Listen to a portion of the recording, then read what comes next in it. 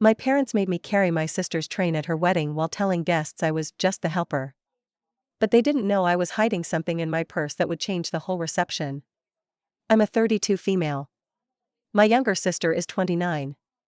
For privacy, let's call her Sabrina. Our parents, Rita and Warren, live in Annapolis, Maryland. That town is picture perfect on the outside and hollow if you look too closely, which is basically the perfect metaphor for my family. I was raised in a home that was spotless, well decorated, and emotionally cold. We smiled for pictures, dressed up for fundraisers, and sent out family Christmas cards with coordinating sweaters. Behind the scenes? I was mostly invisible. Not mistreated in the textbook sense, but dismissed, sidelined, and only acknowledged when I was helpful to them in some way. Sabrina, on the other hand, was the family's walking trophy. She was a cute kid, grew into a beautiful teenager, and became what my mom called a social asset. She modeled briefly in college, took a job at a luxury PR firm in DC that my dad helped her get, and somehow always landed on her feet, usually with my parents' help. Me? I took a different route. I was a quiet kid. Not awkward, not dramatic. Just quieter. I liked books. I paid for my own college degree by working part-time jobs and taking out loans. After college, I moved to Baltimore and began working in nonprofit administration. I've been mostly financially independent since I was 22. My parents never really got me. And I stopped trying to get them to. So when Sabrina got engaged to her boyfriend of 2 years, let's call him Miles, I knew I wouldn't be central to the celebration. I figured I'd get a polite bridesmaid role or maybe a reading during the ceremony. Nothing dramatic. But I didn't even get that. I found out about the wedding plans the same way half of Sabrina's college friends did, through her Instagram stories. Glimpses of bridal boutiques, champagne flutes, and the caption #Future Mrs. Chambers. A few days later, I got a call from my mom. Not an invitation, just logistics. Her exact words were, "Sabrina wants the day to run smoothly, so we'd appreciate it if you could be a little behind the scenes. Keep things on track. Maybe help with the train, touch up her lipstick before photos. You've always been so practical." I asked her flat out, "Am I in the wedding party?"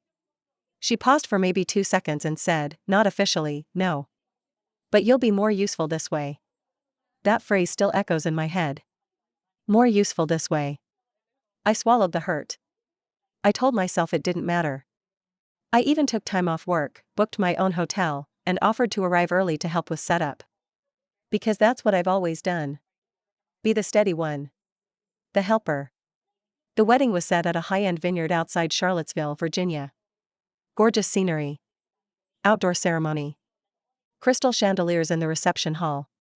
It looked like a Pinterest board exploded in a very expensive way. When I arrived, the wedding planner handed me a clipboard and a lanyard that said Coordination Assistant. I stared at it. She smiled and said, "The family said you'd be the point person for dress management and the bridal party." I blinked. "I'm her sister." She looked confused. "Oh, I'm sorry. I thought you were part of the vendor team." I found my mother a few minutes later. I asked why I was introduced that way. Her response? "Don't make this about you, Isabel. This is Sabrina's day." Throughout the morning, I fetched snacks. I pinned a loose curl on a bridesmaid. I carried extra tissues. And yes, I held Sabrina's dress train when she walked from the car to the ceremony. Guests started arriving around 3 p.m. Many of them were my parents' country club friends or Sabrina's colleagues from DC. I recognized a few distant relatives, some didn't recognize me. At one point, a woman I vaguely remembered as a friend of my aunt asked me if I was part of the catering staff. I corrected her, politely. She blinked and said, "Oh. I'm so sorry. I just heard someone say you were the helper." That's when it hit me, my parents were actually introducing me as the helper. Not the bride's sister. Not Rita and Warren's eldest. Just the helper. That was the moment something cracked inside me. I smiled and nodded, but inside, I was shaking. Because I wasn't just carrying a clipboard. I was carrying a secret in my purse. One I had kept quiet for 2 weeks. One I wasn't planning to use. But standing there, surrounded by strangers who had no idea I was part of the family, I knew I had to say something. Let me rewind for a moment. 2 weeks before the wedding, I met up with an old college friend, Aaron, who used to work in New York at the same investment firm as Miles. We were catching up over coffee in Baltimore when I mentioned Sabrina's wedding in passing. Erin's face shifted. She looked down at her drink. Then she said, "Isabel, I need to tell you something." I wasn't going to say anything, but now that I know it's Sabrina, she told me that Miles had taken a solo trip to Lake Tahoe the previous summer. Said he was on a break with his girlfriend and needed to clear his head. Erin had been there too, visiting friends, and they ran into each other. Miles told her he was single and they ended up hooking up for the weekend. Later, he told her not to mention it. Said things were complicated. Erin found out months later that he had proposed to Sabrina just 2 weeks after that trip. She has felt sick about it ever since. She wasn't trying to blow anything up. She genuinely just wanted me to know, and she left the decision up to me. Before we parted, she handed me a USB flash drive. Texts. Screenshots. A voicemail. Photos from the Airbnb cabin. It had everything. I sat on it for days. I told myself it wasn't my place. But I kept picturing my sister's smug little smile and my parents' willful blindness. They were treating me like a stranger while celebrating a man who had lied to all of them. So I bought it. I put it on a backup battery, plugged it into my phone, and tucked it in my purse. And at the reception, after dinner, after the cake, after the first dance, when the DJ asked if anyone wanted to give a toast, I raised my hand. The wedding planner looked stunned. Sabrina looked annoyed. My mother looked like she wanted to faint. I walked up to the mic with my heart in my throat. "I just want to say a few words," I began. "It's been such a beautiful day. Sabrina, you look stunning. Miles, you're something." Nervous laughter. I took a deep breath. "But before we all raise a glass to forever, I think it's important that everyone here knows what kind of forever we're celebrating." And then I pulled out my phone. I played the voicemail from Miles to Erin. It was short but clear. "Hey, yeah, this weekend was amazing. Don't worry, I'm not really engaged, we're just figuring things out. She's a sweet girl, but I don't think she's the one." Gasps. Someone knocked over a glass. I plugged in the USB and handed it to the DJ, who, bless him, seemed to recognize something big was happening. The screen behind the dance floor flickered to life. Texts. Photos. Time-stamped emails. I finished with this: "Sabrina, I tried to stay quiet. I wanted to be just the helper, like Mom said. But today's not just about flowers and speeches. It's about honesty. And you deserve honesty. Even if nobody else in this room ever gave it to me." Then I walked out into the vineyard.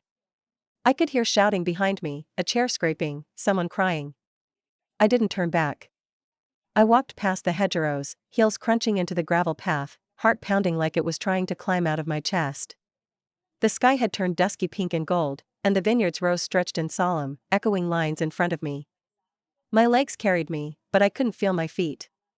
I didn't cry. I thought I might. But I didn't. Instead, I kept walking, past a couple of startled servers having a cigarette break, past the fountain near the parking circle, to the far edge of the property where the grapevine stopped and open country began. I stood there for maybe 10 minutes, gripping the railing, watching a hawk circle in the distance. Behind me, I could still hear the hum of confusion and voices raised. Some guests had followed me out. Most stayed inside. I wasn't sure whether they were more shocked by what Miles had done or by the fact I had done anything at all. I wasn't the sister they noticed. I was the reliable one. The helper. The spare. Not anymore. I stayed out there until I saw someone walking toward me. I braced myself. To my surprise, it wasn't my mother. Not my sister. Not even Miles, though I imagined he was either hiding or trying to spin some lie into something palatable by now. It was my aunt, Clara, my father's sister. The same one who had asked earlier if I was part of the staff. She walked slowly, in low block heels, a silk wrap still clutched around her shoulders even though the evening was warm. When she reached me, she just stood there beside me in silence for a minute or two, arms crossed lightly over her chest. "I'm sorry," she said, finally. I looked at her, eyebrows raised. "I'm sorry I didn't recognize you. And I'm sorry they introduced you that way. I wasn't expecting that." I nodded slowly, not trusting myself to speak. Then she surprised me again. You know, she continued, when I married into this family, I learned fast, appearances matter more than truth in your parents' world. I learned to play along. I shouldn't have. I turned to her.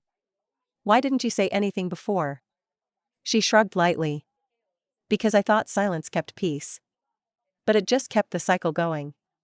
She reached out and placed a hand on my shoulder. Whatever you decide to do next, don't let them convince you this was wrong. Truth isn't cruelty. She turned and walked back before I could say anything else. I stayed out for a while longer. The reception music started up again, but softer. No more upbeat pop or wedding classics. It sounded like Damage Control. When I returned to the main building, I hovered at the edge of the glass doors, half expecting someone to block me from coming in. No one did. I could see my parents standing near the cake table, Mom clutching a napkin, Dad looking like he had bitten into something rotten. Sabrina was gone. Her bouquet sat abandoned on a chair. Miles was nowhere in sight. The DJ looked at me and gave a slight, solemn nod. He didn't smile. Just acknowledgement. I gave him a small one in return. As I stood there, I saw a few guests looking at me differently, not with confusion, but recognition. Not judgment. Just knowing. A couple even nodded or gave me small, polite smiles, like they finally understood who I was.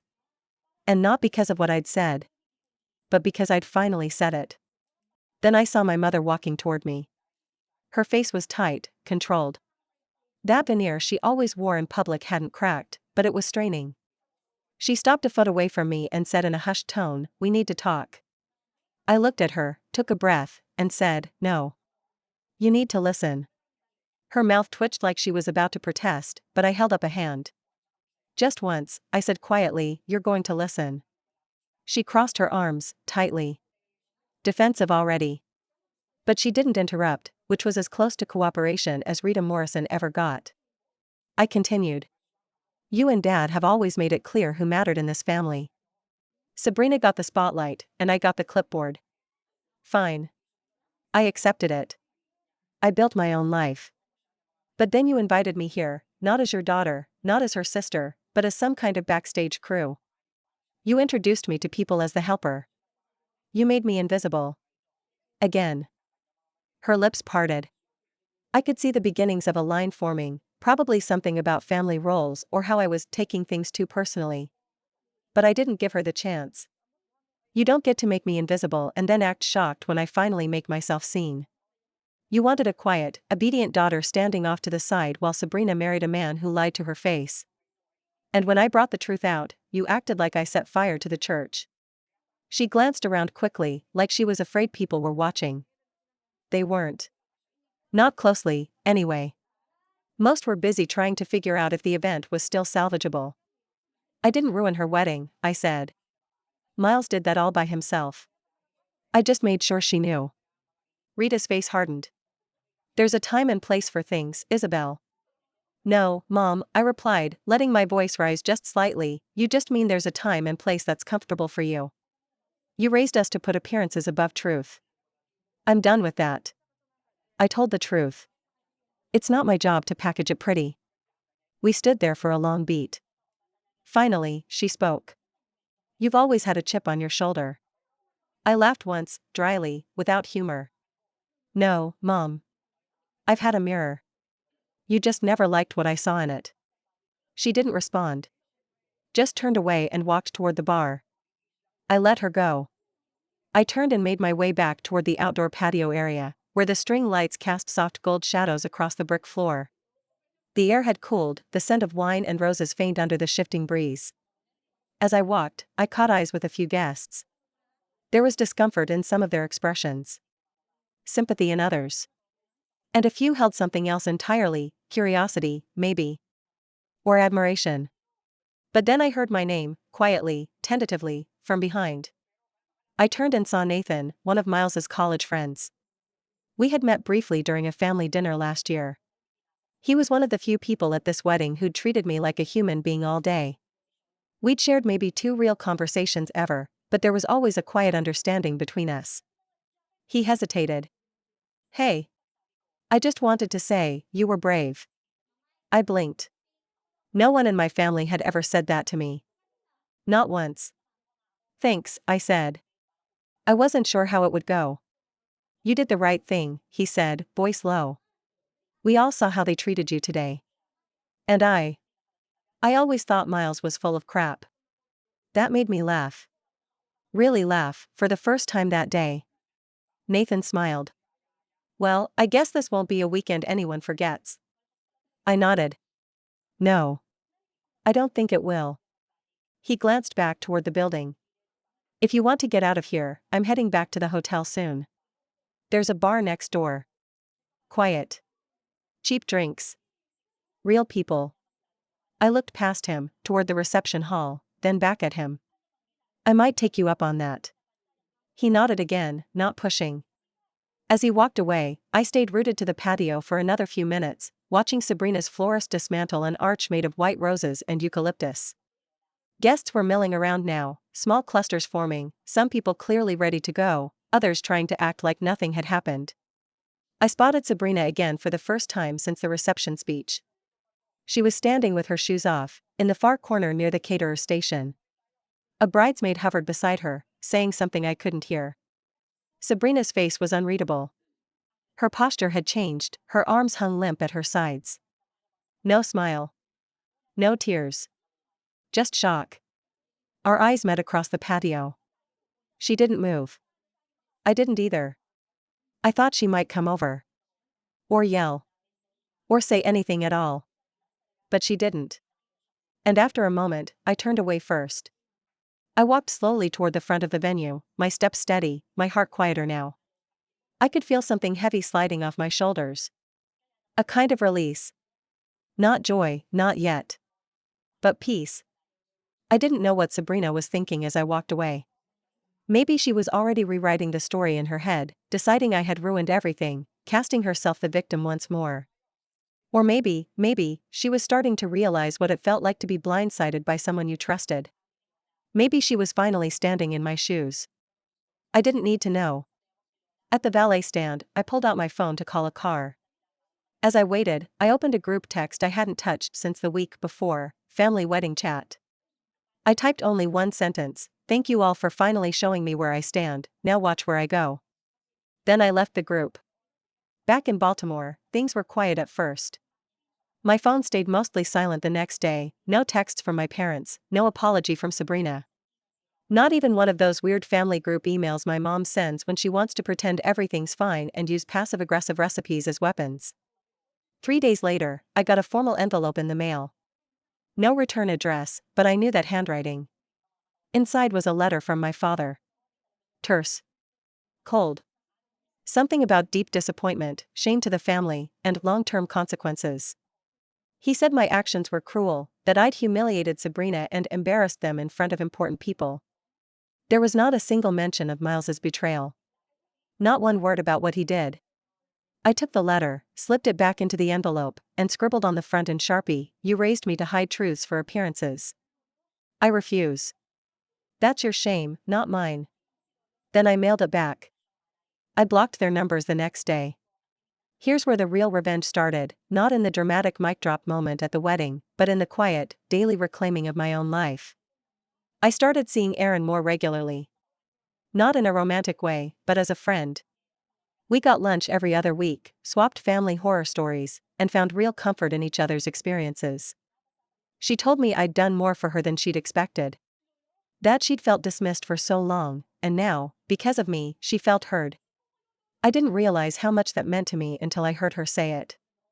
A few weeks later, I sent a message to the nonprofit director I worked under and asked for a meeting. I told him I wanted to spearhead a new regional campaign focused on financial literacy for women recovering from toxic family systems and codependency. He loved it. Gave me full autonomy. Said he always knew I had more to offer. Turns out I wasn't just useful. I was powerful. Once I stepped out of the role they'd shoved me in. I moved into a bigger apartment a month after the wedding.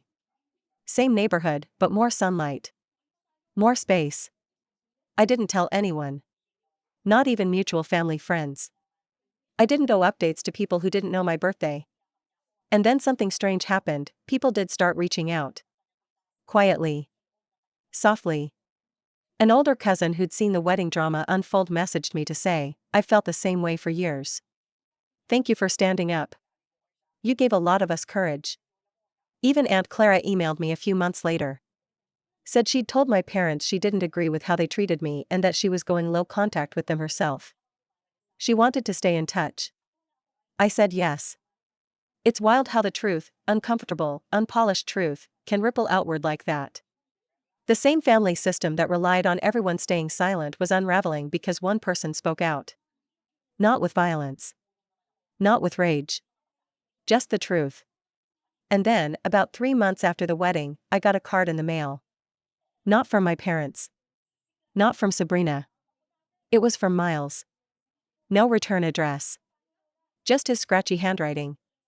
Inside was a single sheet of paper, the kind you'd find in a hotel stationery set. "You didn't have to do what you did.